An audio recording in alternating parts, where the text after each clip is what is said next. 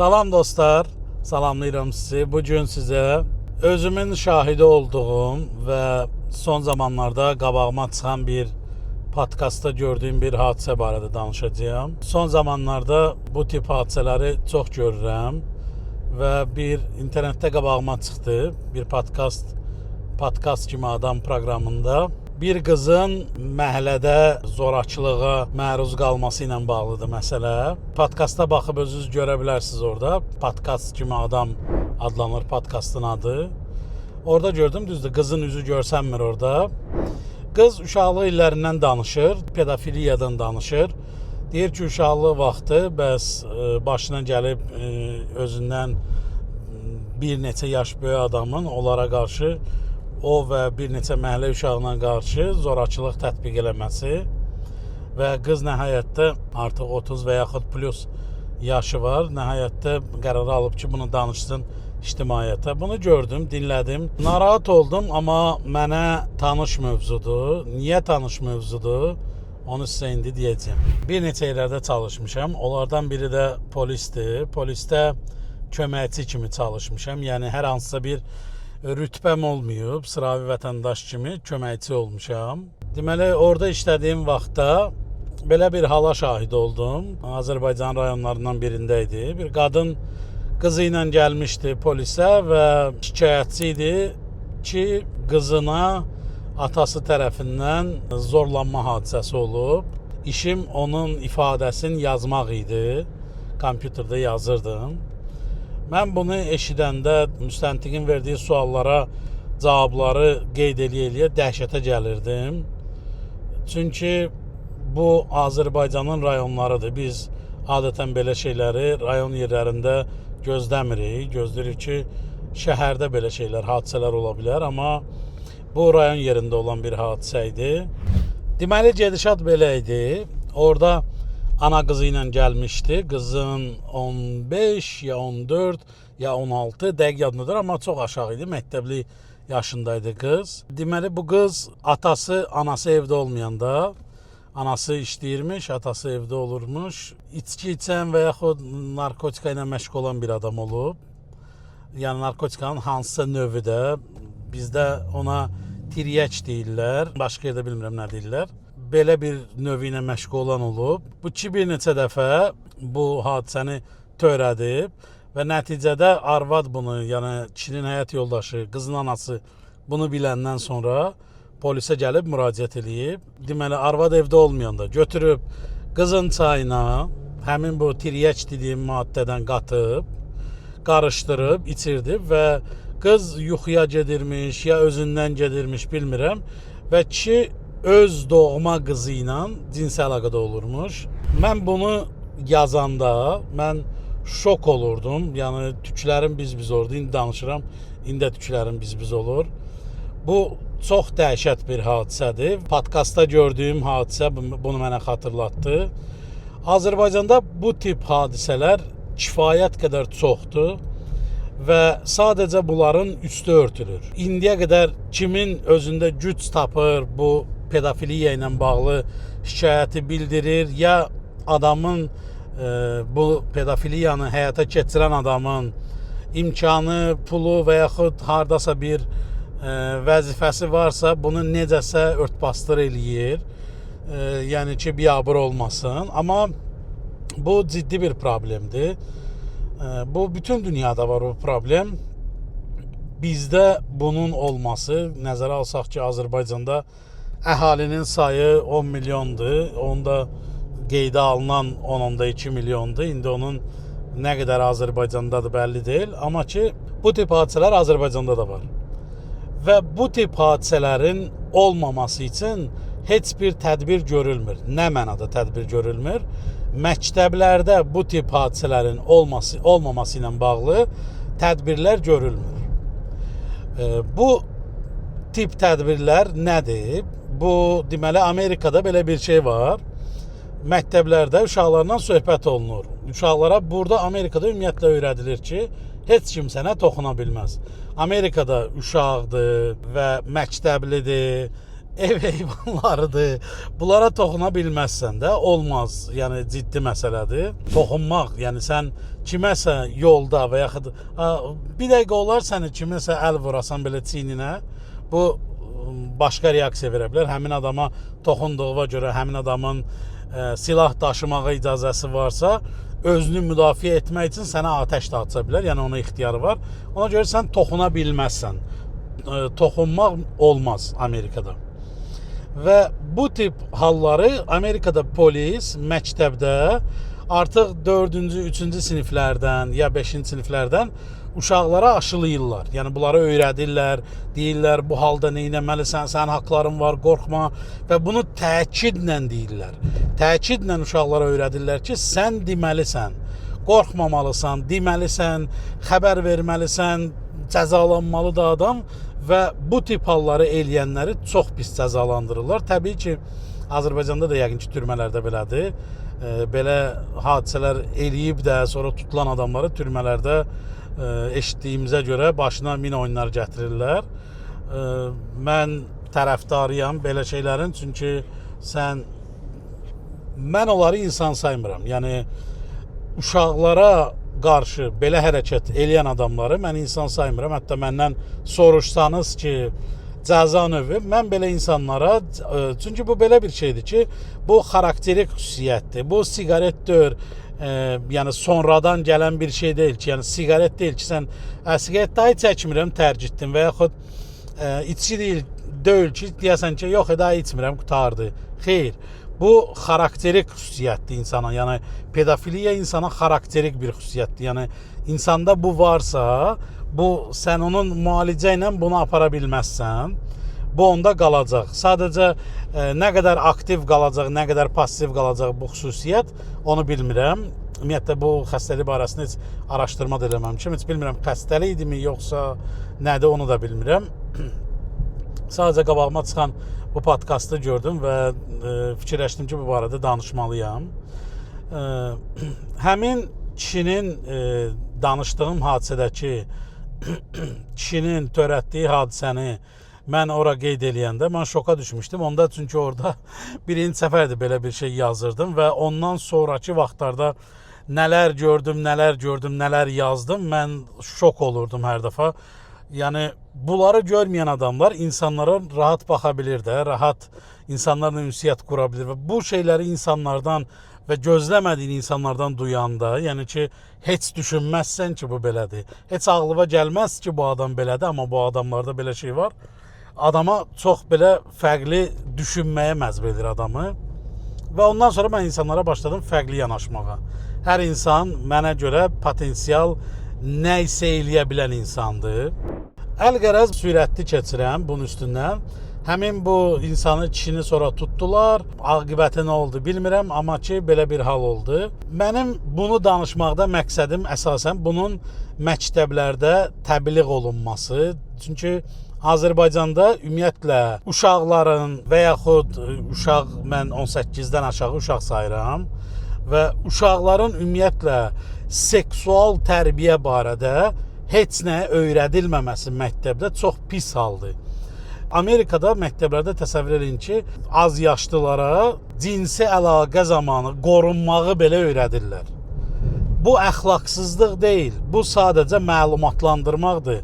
Yəni bunu öyrətməsən, belə deyim də, bir problemdən qaçmaqla problem həll olmur. Yəni biz bunu öyrətməsəydik məktəblərdə, bu problem həll olunmuş sayılmır onsuz da. Bu problem var. Sadəcə atalar, analar düşünür ki, bəs mənim uşağımda yox, mən belə tərbiyə eləməmişəm. Bizdə heç vaxt belə olmayıb. Gözləmədiyin yerdə sənin atanın xalası oğlu, bibisi nəvəsi və yaxud kimisə qonaq gəlir və o belə bir hərəkət edir və uşaq da qorxudan bunu heç vaxt demir və bu hadisə bu formada yaşanır. Və uşaq da onu bir travma ilə yaşayır və gələcəkdə buna böyük fəsadlar verir. Ailə həyatında, öz həyatında, öz cəmiyyətdə yerini tapmağa bu böyük fəsadlar verir. Bunu məktəblərdə bizdə təbliğ eləmirlər, bunu məktəblərdə öyrətmirlər. Bu çox önəmli faktordur. Ümumiyyətlə, seksual tanınma, insanların bir özlərini tanıması, cavanların özlərini seksual xarakterik olaraq tanıması bu önəmli məsələdir. Məktəblərdə düşünürəm ki, bununla bağlı Azərbaycanda ciddi tədbir görməlidirlər. Çünki bunun qabağını ancaq belə almaq olar.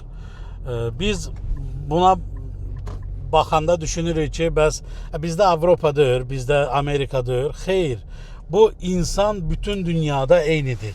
İnsan xisləti deyim, insan xarakteri bütün dünyada eynidir. Sadəcə bütün dünyada buna qarşı tədbirlər görürlər. Bizdə buna qarşı tədbirlər görmürlər. Buna qarşı tədbir görülməsini istəyirəm. İstəyirəm ki, məktəblərdə bu mövzularda yayımlar olsun, ya belə deyim, video materiallar hazırlasınlar, slide showlar hazırlasınlar, hər nələrsə hazırlasınlar ki, uşaqları məlumatlandırsınlar. Uşaqları, onsuz da siz uşaqları heç bir halda cinsi istəkdən azad eləyə bilməzsiniz. Bu insan orqanizminə xarakterik bir istəkdir. İnsan orqanizminə lazım olan bir xüsusiyyətdir. Siz bunu ləğv eləyə bilməzsiniz. Siz bunun yolun göstərməlisiniz, düzgün yolun göstərməlisiniz. Belə deyim də, axan suyun qabağını nə qədər alsan, su çoxaldıqca, təzyiq artdıqca bəndi vurub yıxacaq. Və yaxud başqa cür deyim, sirkə nə qədər tünd olsa öz qabını çartdadar. Belə bir misal var bizdə. Yəni, onu demək istəyirəm ki, bu məsələ mütləq insanlara, uşaqlara təbliğ olunmalıdır, danışılmalıdır.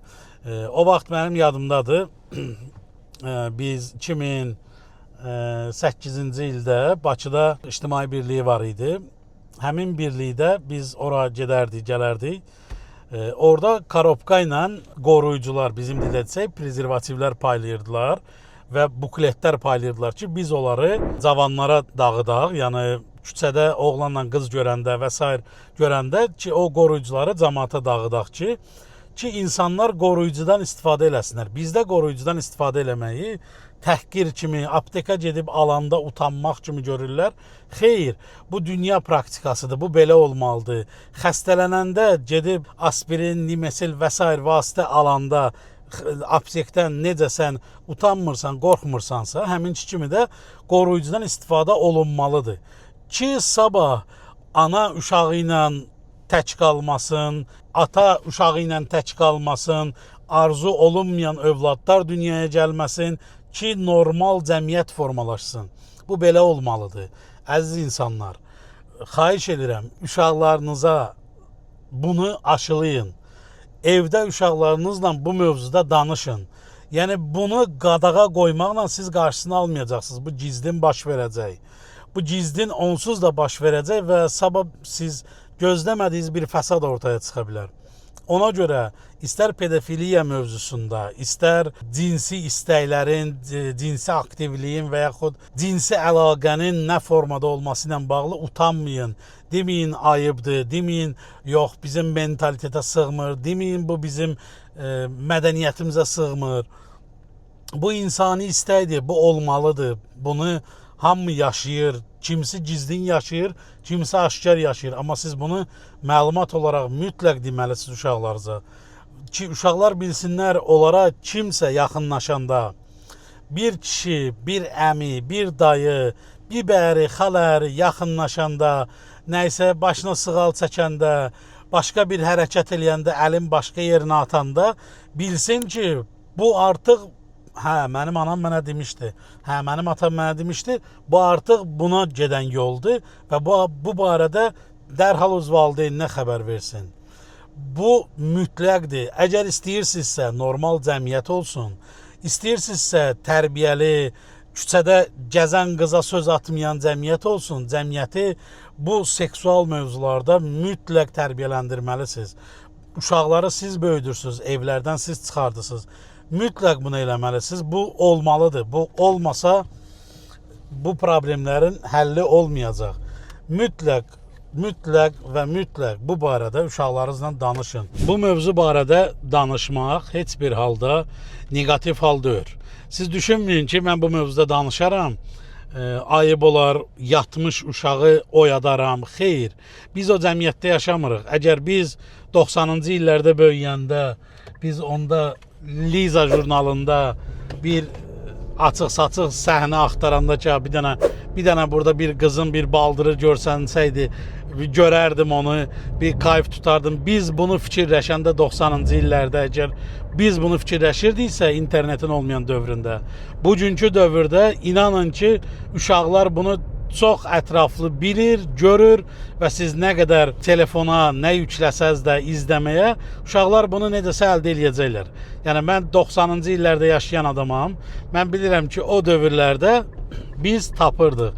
İnternet təzə çıxan dövrdə, hələ mən oxuduğum məktəbdə uşaqlar sayta girmək nədir, bu tip şeyləri görməmişdi. Yəni əksəriyyəti bilmirdi. Amma mən artıq porno saytların adlarını bilirdim. Mənim yadımdadır ki, bir dəfə sinif yoldaşım məndən porno saytı adı soruşmuşdu və mən də bunu kağıza yazıb ona ötürəndə bir sinif qızımın əli ilə ötürmüşdüm. O da açıb baxmışdı. Bu nədir? Nələrə baxırsınız siz? Utandım, ondan heç nə deyə bilmədim. Biabır oldum. Yəni mən o dövrdə əgər mən deyəndə, yəni bizim yaşıdlarımız o dövrdə əgər bunları görə bilirdisə, bunlar haqqda məlumatlı idisə, inanın ki, indiki uşaqlar bunlar haqqda double, triple məlumatlıdırlar. Ona görə bu mövzularda uşaqlarınıza mütləq məlumat verin. Uşaqlar mütləq bilməlidirlər, onlar kimlə, necə münasibət qurmalıdırlar. Yəni bu mövzular açıq danışılmalıdır övladlarla, uşaqlarla ki, sabah sürpriz çıxmasın, sabah kimsə uşağa gizlində təcavüz eləməyə cəhd eləsə, uşağa və yaxud təcavüz eləsə ki, bu gizlin qalmasın və uşaq bunu sizlə paylaşsın. Odur ki, bunu sizə bildirmək istədim. Bu tip hallar çox pis hallardır və Azərbaycanda bu tip hallar siz xəbərlərdə görmürsünüz. Xəbərlərdə gördüyünüz hadisələrin bəlkə 1%-idir. Bu çox böyük bir problemli məsələlərdir Azərbaycan ictimaiyyətində və düşünürlər ki, örtək, bunu gizlədək. Xeyr, bir xəstəliyi müalicə eləməsən, bunu aradan qaldıra bilməzsən. Bunu örtüb gizlətməklə bunun sonuna çıxmaq olmaz. Bunu ancaq aşkarlayıb və buna həll yolu tapmaqla bunun sonuna çıxmaq olar. Odur ki, əziz dostlar, uşaqlarınızı mütləq məlumatlandırın.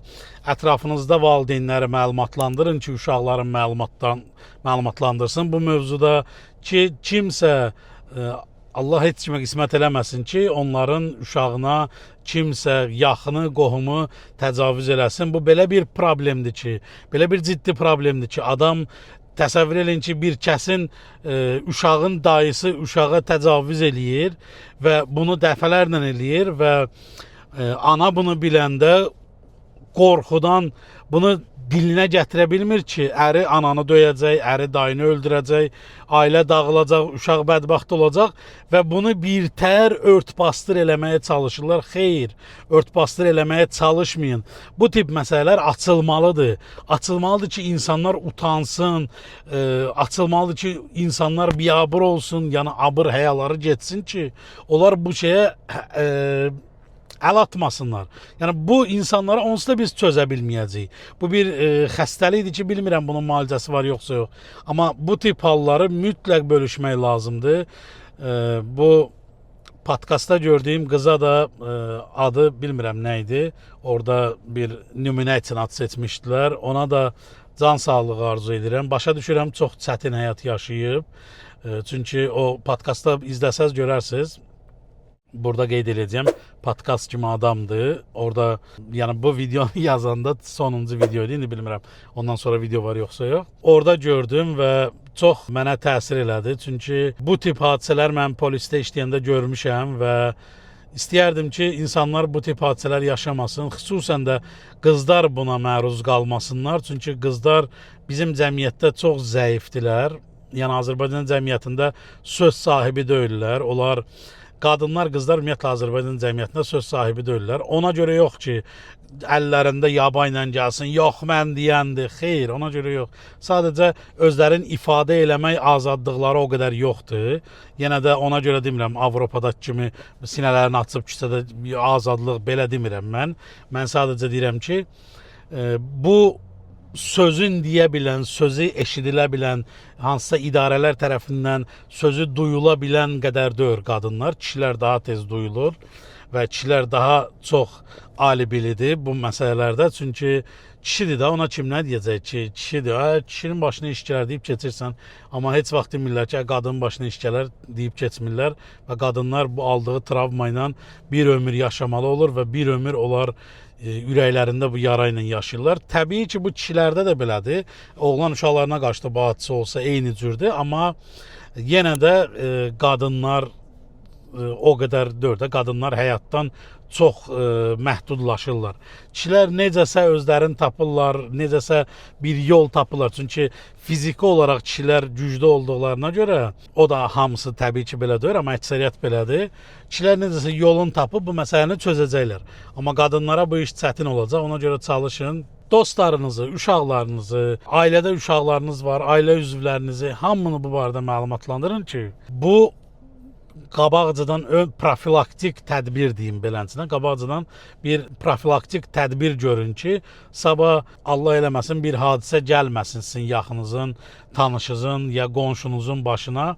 Çünki mənə görə təkcə ailəm deyil, yaxınlarım və qonşularım belə onların problemi olanda bu məni narahat eləyir. Ona görə hamının bilməsi, hamının bu mövzuda məlumatlı olması, istər yaxınız, istər qonşunuz məlumatlı olması yaxşıdır ki, bəlkə əgər belə bir hadisə olacaqsa onun qabağını almış olarsınız və iki insanın həyatını qurtarmış olarsınız.